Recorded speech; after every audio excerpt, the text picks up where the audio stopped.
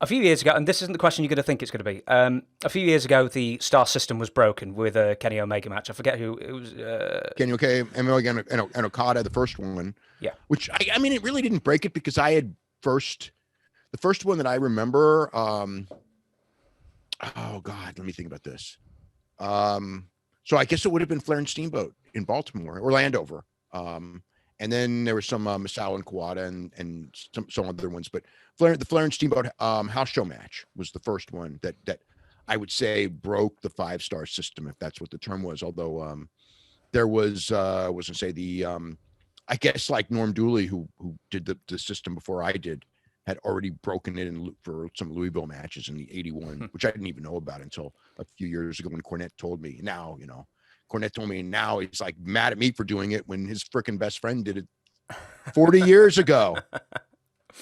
I will ask about Jim in a minute. Well, actually, the question I was going to ask about the newsletter thing was,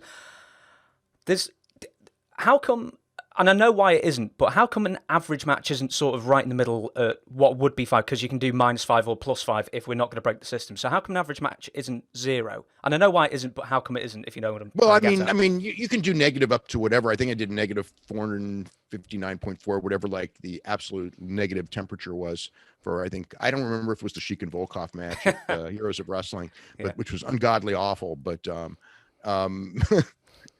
but no, I mean, average is 2. That's how it's always been. And most matches are way above that because the reality is most matches are above what used to be average. I mean, there's the mentality of the talent now.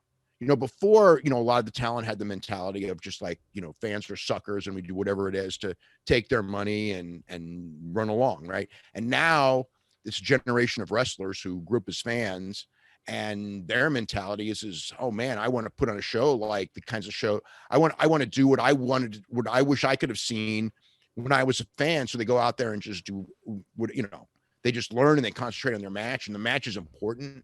So yeah, the matches are much better now as a general rule, not to say like the best matches of any era would still be the best match, among the best matches now, but the average match is much better than it was in the past, because in the past, because it's the mentality is different. The guys study wrestling more, way more, not even, way more than ever before.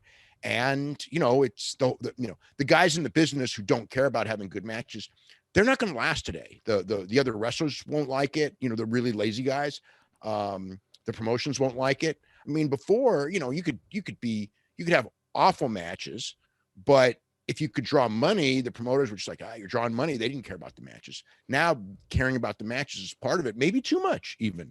For some old school fans, I even think at times it's like, even with, I'll tell people, it's like, it's not about, it's always better to have a good match than a bad match, but having nothing but good matches is great. And it's a great show, but that's not the answer. The answer is personalities that are larger than life. And just like in fights, it's like having great, exciting fights is good, but you put the two guys who are the most exciting in a fight, and you put Conor McGregor in a fight, and more people are going to buy Conor McGregor than those other guys because you buy for the excitement. Or Floyd, and realistically, like with Floyd, Floyd wasn't even an exciting fighter, but he made himself larger than life, and he was a bigger draw than the guys who just had great fights every time out.